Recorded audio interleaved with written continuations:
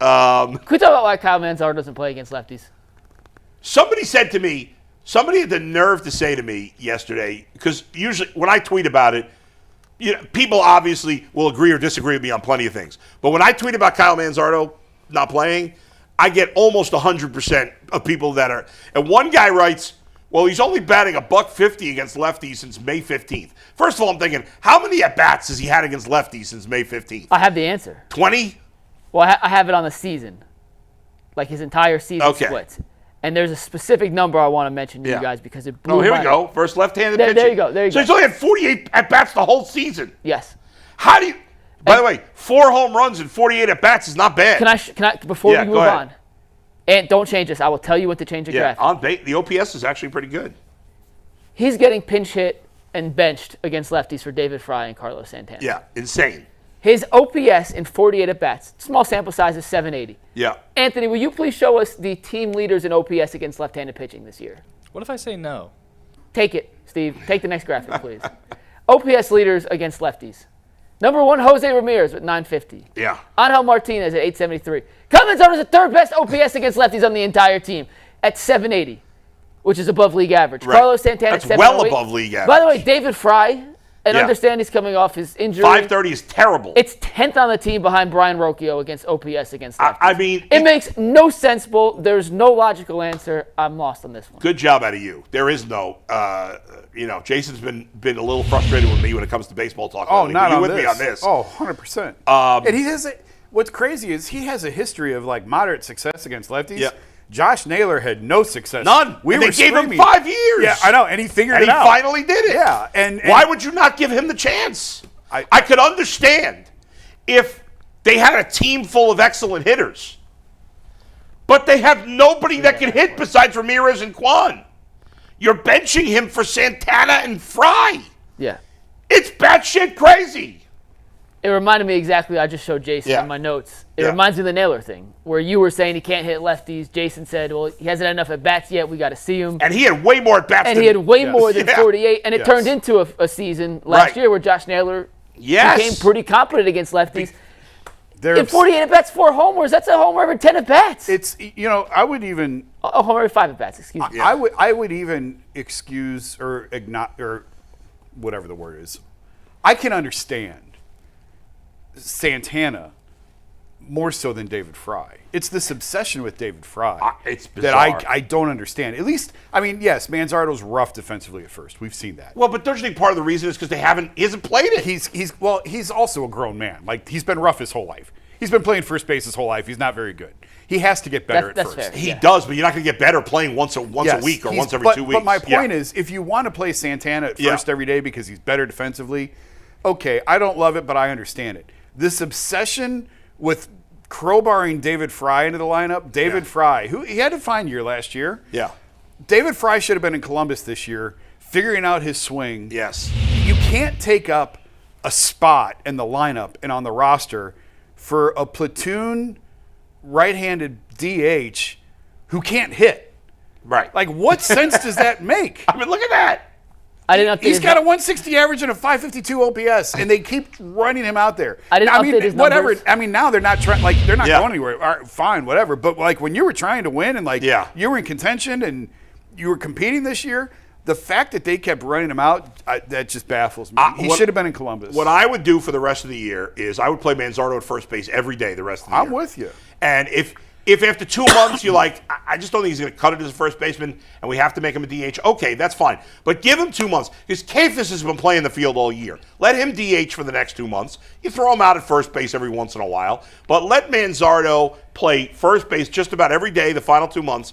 Have Kafis DH the final 2 months. Maybe you play him a little in the outfield, see if he can do that. You've obviously sold. You're not trying to win. Like They may have made up their mind that Kyle Manzardo is not good defensively. He's never going to be good, and he's just a DH. I don't know that, but they may have. I don't see how you could give up on that at this. He's still young enough. I think that would be unfair, but I guess we'll find out because if they do move on from Santana and they call up Kafis and he's playing first base every day, then we know that they've decided that. There's your answer. Either way, he's got to be in the lineup every day. Yep. Every day. Yep. There's no reason for him to be on the bench. There's been no reason for him to be on the bench. It's just It's not. You can't get better if you don't play against lefties. If the other guys he was platooning with were comparable, right? And it's at a position where it's not your third best hitter, your second best power hitter by far. Yeah. Then fine, whatever. If they wanted to platoon at shortstop, Rocchio and Arias, and I know it doesn't make sense, but just lefty righty because those two. Right. Whatever, if that's the hill you want to die on, sure. In right field, when you had no great option and you wanted to rotate, John Kenzie Noel and all Will Brennan. Thank you. And all, like, fine, whatever, okay. But when your third best hitter, unquestionably your third best hitter, and one of your few power options, and he's young. It's not like he's a finished product. He's not 34 years old, and there's nothing else to prove, and there's no more development in his game. Yeah. That's where I get lost in this, and I don't pretend to be a baseball expert, and I'll defer to the people who know baseball and know the ins and outs of managing a baseball team better. I've yet to hear one compelling argument as to why they do this on a daily basis. It's not just against the Scoobles. You tweeted out yesterday. It was Kyle frickin' Freeland yesterday. Freeland on the mound for Colorado. 2-10 with an ERA over 5. If you didn't hear that, 2-10 with an ERA over 5. If you don't think Kyle Manzardo can play against that kind of lefty, what does that tell you? What does that tell us how Cleveland views him long term? It's ridiculous. It makes no sense to me. I would play him against Scooble, and he's the best lefty. I don't care. Right now, I'd play him against every single. I would have him play every game the rest of the season. I would never take him out of the lineup the rest of the year. There is zero reason to take him out of the lineup. It's all about next year. He's one of your most. He is one of your best and most important players over the next 5 years. Yeah. David Fry did hit a home run yesterday, right? I did. Yeah. Which means the graphic that we showed, he does have 5 home runs, not 4. My bad. I didn't update it this morning, but and it's not that I'm totally out on David Fry. I'm not. But in like the versatility that he can usually provide. Yeah. Play first base, catch, left field. Like it's a great weapon to have. Yeah. But right now, coming off the elbow, when you are a DH only, it really limits what you can do. Right. That's why I think he should be in Columbus. If he was mashing, okay, then you kind of grit your teeth and bear it and live with it. He's not. And when you can't play the field, it just doesn't make any sense. Like next year, I have no problem with David Fry being in the lineup against lefties. If you can move him around, play him in left field, he can catch. He could be your backup catcher. Great. Stop spending $4 million on Austin Hedges. Great, fine. He just can't take Manzardo out of the lineup. Yes. He can take your right fielder. He can take Nolan Jones. He can take other guys. He just can't take Manzardo. Hopefully they'll have some Hopefully they'll have some better options in the outfield next year. I don't know. It continues to be frustrating. I'm checking right now to see if there's been anything done. No, I don't think so. I'm kind of keeping tabs. So this from Dennis Lynn of The Athletic. That's our guy. Covers the Padres. The Guardians asked for Stephen Quan, included Leo DeVries, and more. Yeah. So. That's what I told you. Oh, you hadn't said that specific. Yeah, he did. Yeah. Oh, you did? He told us that yesterday. I said that earlier in the show, that the Padres basically chose Mason Miller over Stephen Quan. Yeah, okay. Because DeVries was going to go one way or the other. So they basically sided with Mason Miller and bulking up the. It's interesting. If you guys were the Padres, real quick, would you rather have Mason Miller or Stephen Quan? It's a good question. If I'm the Padres, I think I'd rather have Quan because I have a good pitching staff already. But I think what the Padres are going to do is now go ahead and trade some of.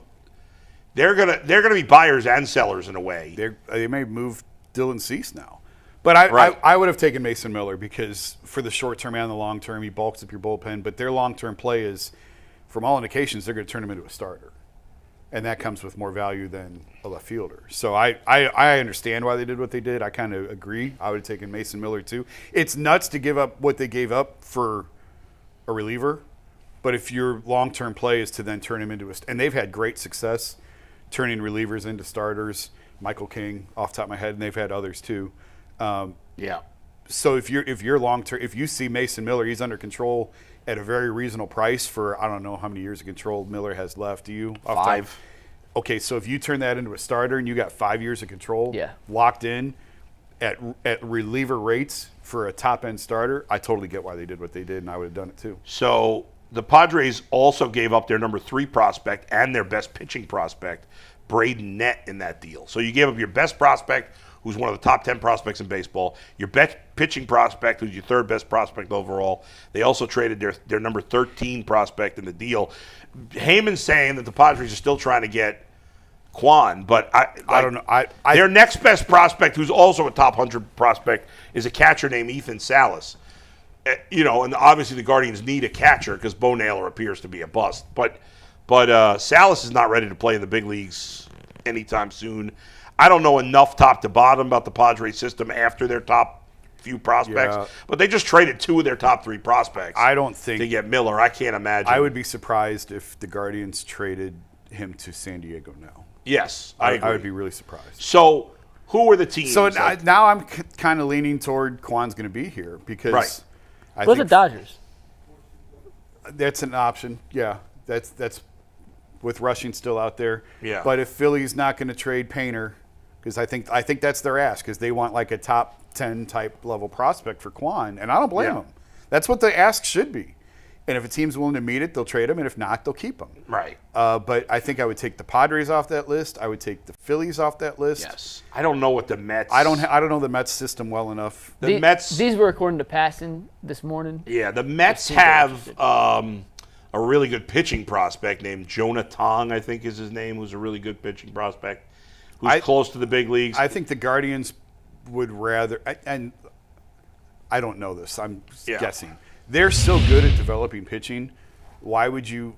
Of course, you would take a top pitching prospect, right? Of course. But they just did it with the Blue Jays. But but he's not an elite pitching prospect. If you could get a top hitting prospect, yes. Yeah. If you can trade for a top hitting prospect, yeah, and a middling, and I would consider Steven as a middling pitching prospect, knowing you put him in your factory, you rub your magic dust on him, and you're going to turn him into something. That would be the route I'd prefer to see them go. All right, so let's look at it from this perspective. Again, this is based on MLB.com's rankings. Here are some of the top I'm just going to go through some of the top hitting prospects. Yeah. So the number 1 hitting prospect as of midseason 2025 is an infielder named Connor Griffin, but he plays for the Pirates, so they're not trading him. All right, the next best hitting prospect is DeVries, who just got traded. The next one is Sebastian Walcott. They're not trading him. From the Rangers, although they're buying, but I don't think they're going to trade him. No, he's going to be in the lineup. The Tigers are not trading Kevin McGonigal, who's their top hitting prospect. Or Max Clark. Jesus Made from the Brewers, they don't trade their top prospects. No. You got the next hitter is the Orioles, Max Clark. The Tigers are not trading him. Jordan Lawler's the Diamondbacks. They're selling. They just cleared a spot for him. Yeah, they're selling. They're clearing. Is that what they traded Suarez? They cleared a spot for Lawler. Let's see. The next best, the Mariners have already made their trades. Yep. They're not making another big trade. The Giants are sellers. The Rockies are sellers.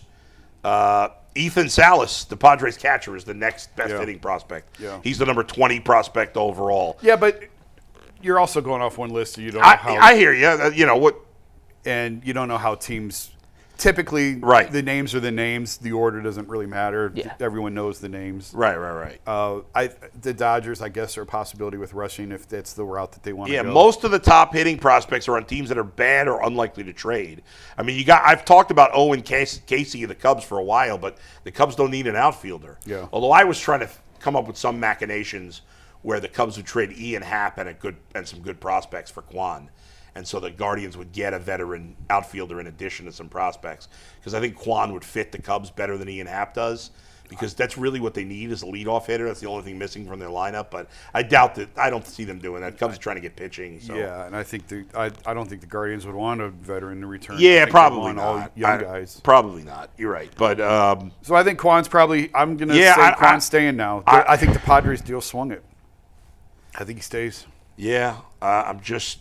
Yeah, I don't really see. Now watch, he's going to get traded in a minute and a half. In the next 38 seconds, yeah. As soon as Mary Kay joins us, Stephen Quan gets traded. That's exactly what's going to happen.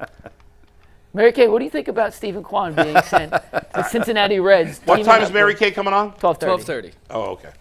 Yeah, so obviously we'll keep you up to date if anything else breaks. But, yeah, I started today thinking 55-45 they wouldn't trade him. And after the Mason Miller deal, I'm with you. I think it's 75-25, they're not going to trade him now. Yeah. I think it's 77-23. Whoa. Doesn't get traded. Getting a little bolder. Getting even bolder right there. Yeah.